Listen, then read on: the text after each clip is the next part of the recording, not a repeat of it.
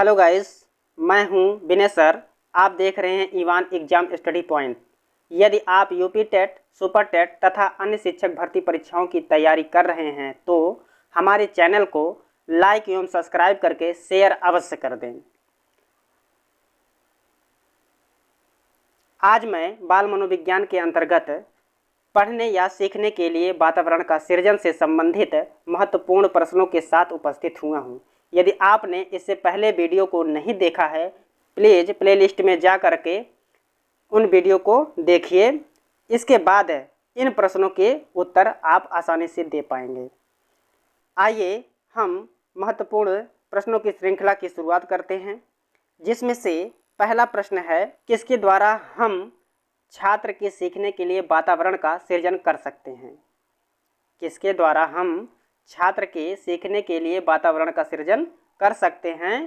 पहला ऑप्शन है सुझाव द्वारा, दूसरा है अप्रेरणा द्वारा, तीसरा है विद्यार्थी के पूर्व अनुभव द्वारा, चौथा ऑप्शन है उपरोक्त सभी के द्वारा। तो इसका सही आंसर हो जाएगा, पहले का सही answer D option is right answer हो जाएगा। उपरोक्त सभी के द्वारा जो है सीखने के लिए वातावरण का सृजन कर सकते हैं। दूसरा प्रश्न है, एक शिक्षक अपने विद्यार्थी को उसके पूर्व ज्ञान के आधार पर शिक्षण कार्य कर रहा है। वह किस प्रकार के वातावरण का सृजन कर रहा है। जिसमें से पहला ऑप्शन है सहानुभूतिपूर्ण सीखने का सृजन कर रहा है, दूसरा है विद्यार्थी के पूर्व अनुभव के आधार पर सीखने का वातावरण का सृजन कर रहा है, तीसरा ऑप्शन है उसके रुचि के आधार पर शिक्षण कार्य नहीं कर रहा है, चौथा ऑप्शन है उपरोक्त सभी। तो इसका दूसरे का सही आंसर आपका हो जाएगा B option is right answer हो जाएगा। विद्यार्थी के पूर्व अनुभव के आधार पर सीखने का वातावरण का सृजन कर रहा है। तीसरा प्रश्न है, किसका कथन है कि शिक्षक बालकों में सहानुभूति का गुण उत्पन्न करके उनको सामाजिक जीवन में सफलता प्राप्त करने में सहायता दे सकता है। इससे अधिगम का वातावरण का सृजन होगा। तो किस मनोवैज्ञानिक का यह कथन है जो कि कह रहे हैं कि शिक्षक बालकों में सहानुभूति का गुण उत्पन्न करके उनके सामाजिक जीवन में सफलता प्राप्त करने में सहायता दे सकता है, इससे अधिगम का वातावरण का सृजन होगा। किसने कहा है या किसका कथन है। तो पहला ऑप्शन है थाउल्स ने, दूसरा है थॉमसन ने, तीसरा ऑप्शन है गैने महोदय ने, चौथा ऑप्शन है आशुबेल ने। तो इसका सही आंसर हो जाएगा आपका पहला ऑप्शन, अर्थात A option is right answer हो जाएगा। थाउल्स महोदय ने ही कहा है कि शिक्षक बालकों में सहानुभूति का गुण उत्पन्न करके उनको सामाजिक जीवन में सफलता प्राप्त करने में सहायता दे सकता है, इससे अधिगम का वातावरण का सृजन होगा। चौथा प्रश्न है, निम्न में से कौन सीखने के वातावरण के सृजन को प्रभावित करते हैं। आपको इसमें से उचित विकल्प छांट करके बताना है कि इसमें से सीखने के वातावरण के सृजन को कौन कारक ऐसा है जो प्रभावित करता है। पहला है समाज, दूसरा है पाठ्यक्रम, तीसरा है शिक्षण विधियां, चौथा ऑप्शन है उपरोक्त सभी। तो इसका चौथे का सही आंसर हो जाएगा उपरोक्त सभी, अर्थात D option is right answer हो जाएगा। पांचवा प्रश्न है, कौन सी शिक्षण सहायक सामग्री वातावरण का सृजन करते हैं। कह रहे हैं कि कौन सी शिक्षण सहायक सामग्री वातावरण का सृजन करते हैं। पहला ऑप्शन है ग्लोब, मॉडल, पुस्तक, ब्लैक बोर्ड, दूसरा ऑप्शन है रेडियो, टेलीफोन, टेप रिकॉर्डर, तीसरा ऑप्शन है कंप्यूटर, सिनेमा, टीवी अर्थात टेलीविज़न आदि, चौथा ऑप्शन है उपरोक्त सभी। तो इसका सही आंसर हो जाएगा आपका पांचवें का D option is right answer हो जाएगा। छठवां प्रश्न, शिक्षण कार्य के कितने साधन हैं। शिक्षण कार्य के कितने साधन हैं। पहला ऑप्शन है 4, दूसरा ऑप्शन है 3, तीसरा ऑप्शन है 6, चौथा ऑप्शन है उनमें से कोई नहीं। छठवें का सही आंसर हो जाएगा 3। 3 आंसर इसका सही हो जाएगा, अर्थात 6वें का B option is right answer हो जाएगा। 7वां प्रश्न, छात्र के अधिगम के अनुकूल वातावरण तैयार करने वाले 3 मूल तत्व कौन कौन से हैं।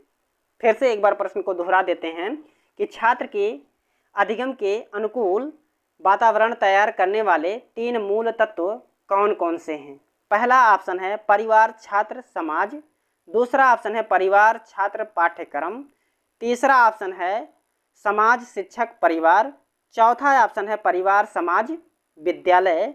तो इसका सही आंसर हो जाएगा D option is right answer हो जाएगा, परिवार समाज और विद्यालय। ये 3 ऐसे साधन हैं, मूल तत्व हैं जो अधिगम के अनुकूल वातावरण तैयार करने में सहयोग प्रदान करते हैं। 8वां प्रश्न, वह कौन सी संस्था होती है जहां पर बच्चों के शारीरिक, मानसिक, बौद्धिक और नैतिक गुणों का सर्वांगीण विकास होता है।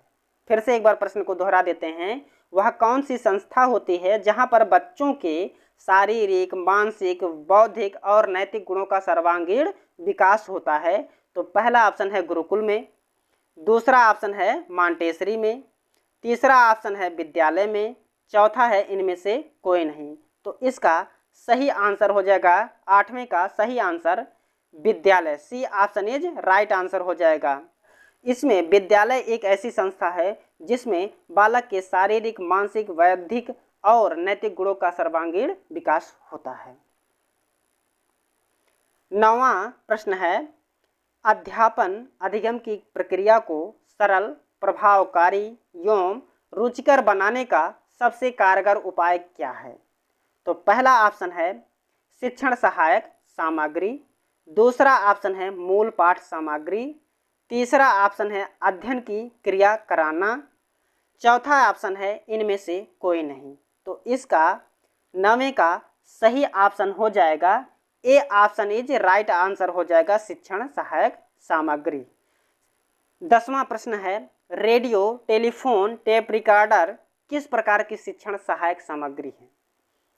तो पहला है दृश्य सहायक सामग्री है, दूसरा है श्रव्य सहायक सामग्री है, तीसरा है श्रव्य दृश्य सहायक सामग्री है, चौथा ऑप्शन है इनमें से कोई नहीं। इसका सही आंसर हो जाए B option is right answer हो जाएगा, श्रव्य सहायक सामग्री, क्योंकि रेडियो, टेलीफोन, टेप रिकॉर्डर यह श्रव्य सहायक सामग्री के अंतर्गत आते हैं, इसलिए यह श्रव्य सहायक सामग्री है। यदि आपने अभी तक हमारे चैनल को लाइक एवं सब्सक्राइब नहीं किया है तो प्लीज़ लाइक एवं सब्सक्राइब करके बेल प्रेस कर दें तथा शेयर अवश्य कर दें। 11वां प्रश्न है, समस्या के अर्थ को जानने की योग्यता वातावरण के दोषों, कमियों एवं रिक्तियों के प्रति सजगता विशेषता है। आपको इसमें से छांट कर बताना है कि समस्या के अर्थ को जानने की योग्यता वातावरण के दोषों, कमियों एवं रिक्तियों के प्रति सजगता की विशेषता है। तो इनमें से कौन सी विशेषता है, किसकी विशेषता है, आपको छांट करके बताना है। पहला ऑप्शन है प्रतिभाशाली बालकों की, दूसरा है सामान्य बालकों की विशेषता है, तीसरा है सृजनशील बालकों की विशेषता है, चौथा ऑप्शन है इनमें से कोई नहीं। तो इसका 11वें का सही आंसर हो जाएगा आपका C option is right answer हो जाएगा, सृजनशील बालकों की यह विशेषता है कि समस्या के अर्थ को जानने की योग्यता वातावरण के दोषों की कमियों एवं रिक्तियों के प्रति सजगता की विशेषता है। किसकी विशेषता है, तो सृजनशील बालकों की विशेषता है। 12वां प्रश्न, निम्न में से कौन से कथन को सीखने की प्रक्रिया की विशेषता नहीं मानना चाहिए। फिर से एक बार प्रश्न को दोहरा देते हैं, यहाँ नकारात्मक शब्द को देखना है। निम्न में से कौन से कथन को सीखने की प्रक्रिया की विशेषता नहीं मानना चाहिए। पहला ऑप्शन है शैक्षिक संस्थान ही एकमात्र स्थान है जहां अधिगम प्राप्त होता है, दूसरा ऑप्शन है सीखना एक व्यापक प्रक्रिया है, तीसरा ऑप्शन है सीखना लक्ष्योन्मुखी होता है, चौथा ऑप्शन है अन्य अधिगम भी सीखने की प्रक्रिया है। तो इसका सही आंसर हो जाएगा आपका A option is right answer हो जाएगा। इसका सही आंसर हो जाएगा शैक्षिक संस्थान एकमात्र स्थान है जहां अधिगम प्राप्त होता है। यही एक विशेषता नहीं मानना चाहिए जो अधिगम के लिए सीखने की प्रक्रिया नहीं है कि एक ही स्थान पर सिर्फ सीखने की प्रक्रिया होती है, जबकि परिवार में भी सीखने की प्रक्रिया होती है, समाज के द्वारा भी सीखने की प्रक्रिया होती है और विद्यालय के द्वारा ही भी सीखने की प्रक्रिया होती रहती है। इसलिए इसको केवल शैक्षिक संस्थान को ही एकमात्र स्थान नहीं माना जा सकता है। इसलिए यह option A option is right answer हो जाएगा आपका। 13वां प्रश्न है, आप एक अति सक्रिय बालक को कैसे सही दिशा में लाएंगे? पहला ऑप्शन है, उसे पहले पंक्ति में बैठाएंगे तथा उस पर कड़ी नज़र रखेंगे। दूसरा ऑप्शन है, उसे कक्षा के कोने में बैठाने की जगह निर्धारित करेंगे। तीसरा ऑप्शन है, उसे श्यामपट्ट आदि साफ करने का काम देंगे। चौथा ऑप्शन है, उपरोक्त में से कोई नहीं। तो इसका सही आंसर क्या होगा, जल्दी से कमेंट करके बताएं। तो इसका सही आंसर हो जाएगा C option is right answer हो जाएगा, उसे श्यामपट्ट आदि साफ करने का काम देंगे। 14वां प्रश्न है, बच्चों की जिज्ञासा शांत करनी चाहिए। तो पहला ऑप्शन है, जब शिक्षक फुर्सत में हो। दूसरा ऑप्शन है, जब विद्यार्थी फुर्सत में हो। तीसरा ऑप्शन है, कुछ समय के पश्चात। चौथा ऑप्शन है, तत्काल जब विद्यार्थी द्वारा जिज्ञासा की गई हो। तो इनमें से सही ऑप्शन इसका हो जाएगा D option is right answer हो जाएगा। 15वां प्रश्न है, बच्चों में नैतिकता की स्थापना के लिए सर्वोत्तम मार्ग है।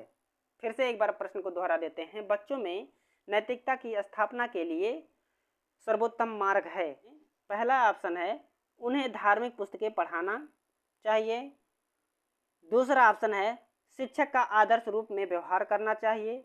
तीसरा ऑप्शन है, उनका मूल्य शिक्षा पर मूल्यांकन करना चाहिए। डी ऑप्शन है, उन्हें प्रातःकालीन सभा में उपदेश देना चाहिए। तो इसका 15वें का सही आंसर हो जाएगा आपका B option is right answer हो जाएगा, शिक्षक का आदर्श रूप में व्यवहार करना। यदि आपने अभी तक हमारे चैनल को लाइक एवं सब्सक्राइब नहीं किया है तो प्लीज़ लाइक एवं सब्सक्राइब करके शेयर अवश्य कर दें और यह वीडियो आपको कैसा लगा कमेंट करके अवश्य बताएं। धन्यवाद।